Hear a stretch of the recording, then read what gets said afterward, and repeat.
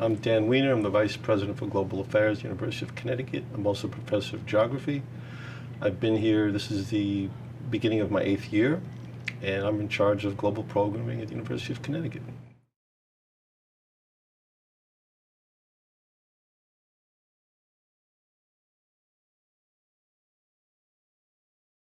So the Abrahamic Initiative is an attempt to sort of reimagine Middle East studies and to do it in a way where there's cooperation and integration. So the core of the Abrahamic Initiative is academic cooperation in the region.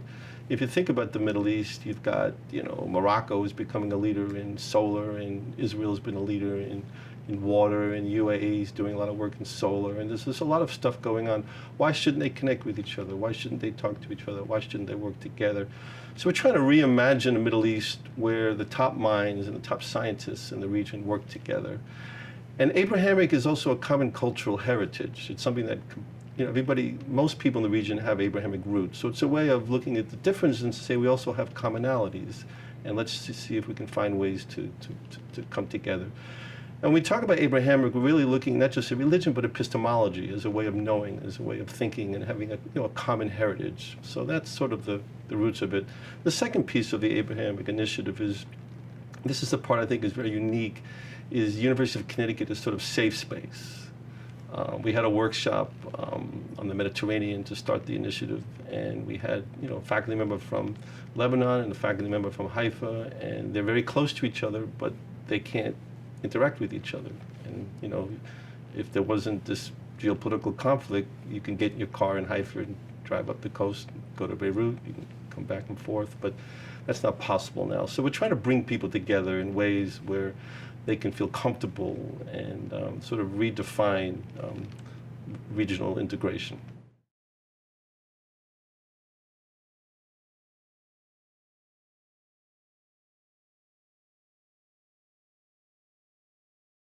As I suggested earlier, the Middle East is going through a difficult period. But, if you think about Europe, the first half of the 20th century, 2 world wars. So it's not unique to have these things. It's terrible, but, the world goes through these periods. So when you think about the Middle East, what would it look like a Middle East where people were sharing ideas? Israelis were working with Bahrainis, and Saudis were working with Iranians, and Turks were working with Syrians, and just think of a world where people actually work together, where the top scientists at Hebrew University and the top scientists at King Saud University were doing conferences together. And just think about how there's great universities throughout the Middle East. Think about if they could work together and really build that science and technology and innovation core for the future. So that's our vision. Now, we do it humbly because obviously we're just one university and we have these small workshops. But the point is to begin to think about a Middle East where you have regional academic cooperation.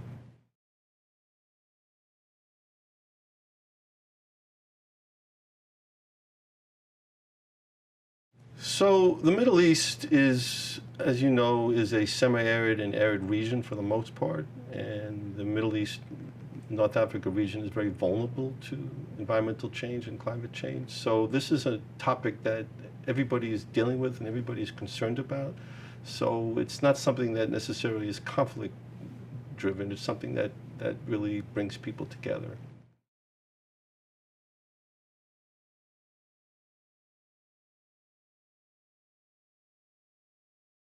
Well, I think before we get into the specifics, I think one of the critical takeaways from the workshop is we have to rethink this term development, right? Because, what you see in the so-called global south is they're replicating our model of development. And that's not going to work because our model of development is a very environmentally destructive model. It's a very carbon-intensive model. And if everybody follows our model, then, it's not going to work. And that's what's happening now, is you're seeing, all over the world, people want to live like Americans live, at least Americans who are middle class and upper class. And just from a purely environmental perspective, that's not going to work. So I think what was very important is that the Abrahamic traditions provide another lens which to look at who we are. What is social progress?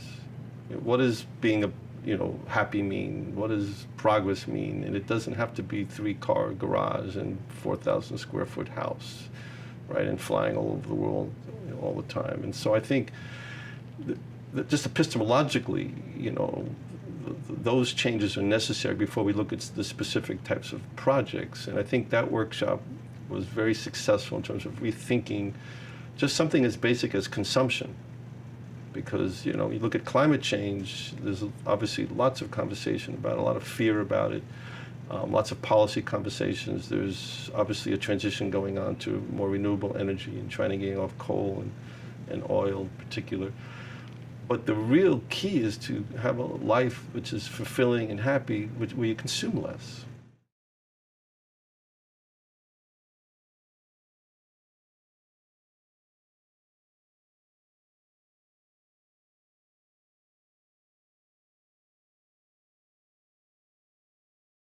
Well, environmental determinism is the notion that environment is the major driver on society, which I would reject completely. And in fact, I have a fear now with climate change activism, something which I'm calling the naturalization of poverty. Because I read all the time about how climate change and environmental change are causing poverty. But if you could just switch it, turn a switch and the climate went back to, quote, normal, poverty would still be there. So that it's an obvious point, but it's an important point, because I don't want climate change and environmental change to be an excuse for poverty. It makes poverty worse, and poor people are the ones who are going to be impacted the greatest, right? But it's not the cause, right? Poverty is caused by other factors, of which environmental change and climate change exacerbate it. And that's very important politically.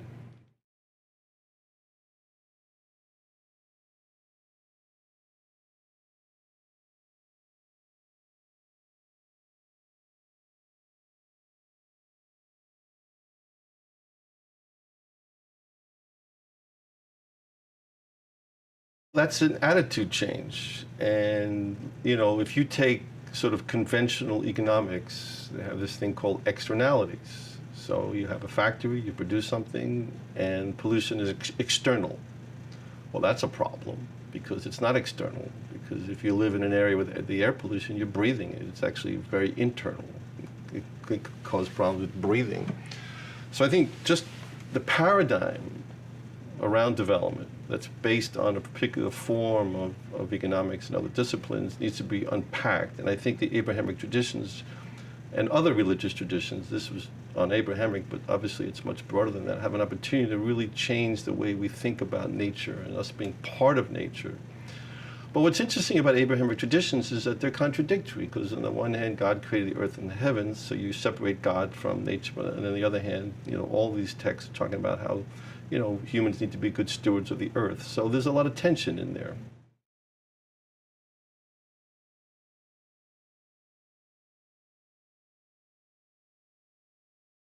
Well, when you have, 35 people together, it's really important that the group gels and that there's mutual respect and everybody's listening and working well together. And so I was, you're always concerned that you won't get good chemistry. And very early on, we realized that wasn't an issue. The chemistry was fantastic. I mean, it was kind of a love fest, actually, which still makes me smile.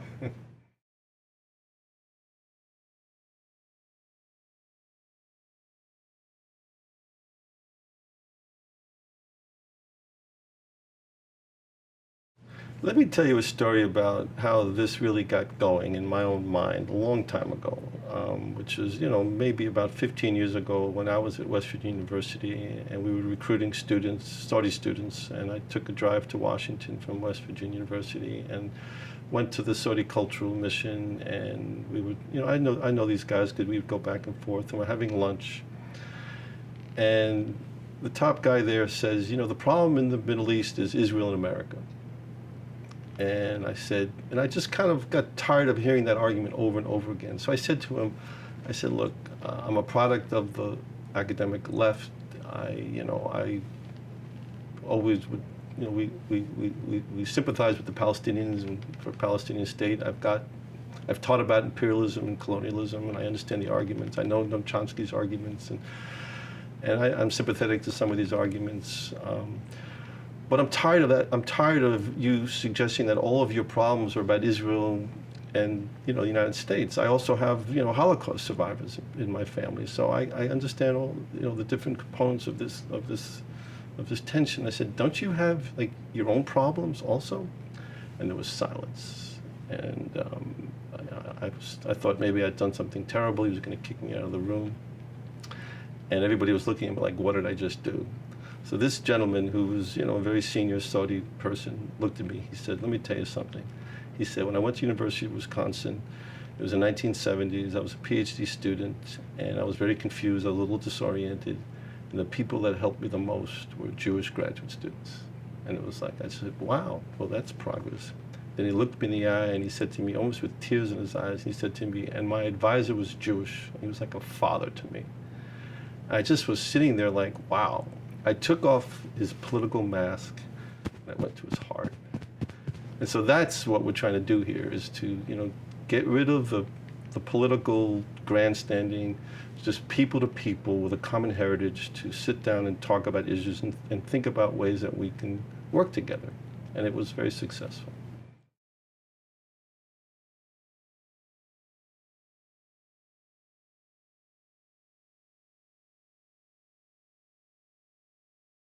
The work that Mary Evelyn and John have been doing for decades, right, is what set this up for success, right? They helped us choose people. We work very closely with them. It's a real honor to work with Yale, and it's a real privilege to develop them as friends and colleagues. So without them, I don't think this would have been a success, because they've been doing this this is their career, this is their life work, and what they do is absolutely remarkable. So we've connected with them in ways that have allowed us to be successful.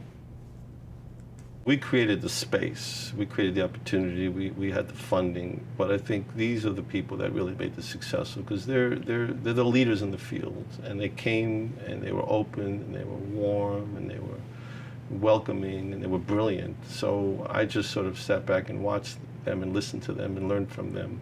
But also the students. We had some amazing students there that really, it always gratifies me to hear and listen to students, because it gives you hope for the future.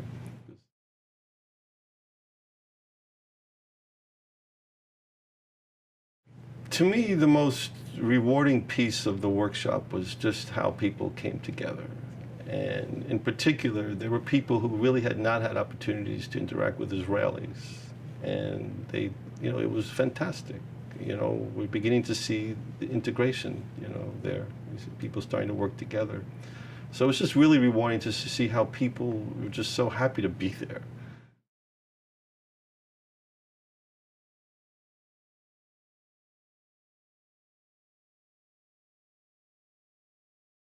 The night with the Archbishop, when people were dancing, was really, really special, because it was just a sense of joy, and it was really powerful. It was really powerful, I thought. So that was a really great moment when we did that, and people got up and they danced, and there was music, and it was just humanity. It was just common humanity.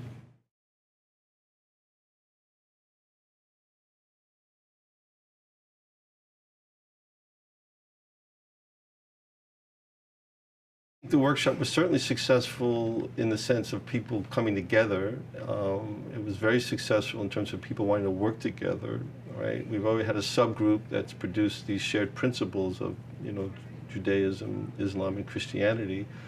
But we won't know for 2 or 3 years how successful we are, because these other projects that are just in their infancy are getting going now. But we have a lot of energy, we have a lot of enthusiasm.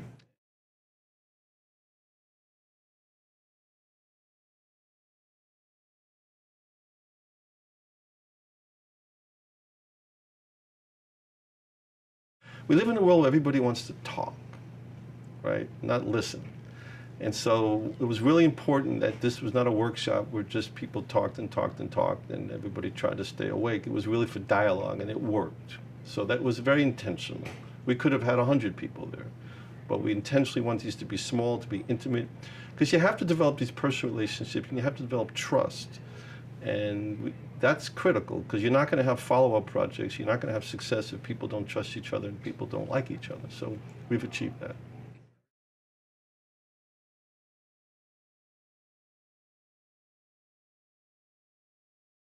You've got to take risks. You've got to think outside the box. I think the most important message is, when we look at the region, try to imagine something different. As somebody whose family was killed in the Holocaust and whose, father-in-law was in 7 concentration camps, I'm very cognizant of the fact that there are times in human history where you can think that there's no hope and it's just, everything's just deteriorating and it's just evil.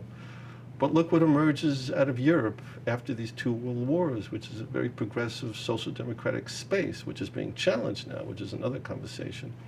So you got to think outside the box. So our imagination of a Middle East where, the people of, UAE and the people of Israel and Bahrain and Egypt can work together on, solar water projects, for example. You have to have an imagination. You have to dream a little bit, and you have to take risks.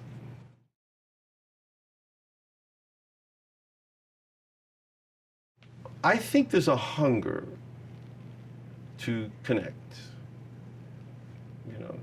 I think in the region, part of the reason we're doing this is because I've had so many experiences in the region, people who just want to connect and can't connect because of the geopolitics. And I'll give you one more story, which is I was at a lunch in Jordan, and a very senior professor was whispering in my ear at lunch, and I was confused why he was whispering, and he was whispering that he went to Israel. And I said, well, what was it like? And he goes, and he whispered, he said, I loved it. I said, what did you love about it? He goes, I just didn't know there were all these different perspectives, and there's Muslims and there's Christians, and I know obviously there's Jews, and I just, the conference was amazing. You had people from the left, people from the right, people from the center. I was just so stimulated. He says, I grew up, not liking Israel, and I went there and I loved it. And he looked at me and he said, can you help me get back? And I was stunned, because here I am, this Jewish guy from the Bronx in Amman, Jordan, which is, not far from Jerusalem, and he's asking me if I can help him go to his neighbor country. And that was another thing that stimulated this, which is, there's a hunger in the region to connect. And I'm just honored and really delighted that in some small way we could begin to achieve that.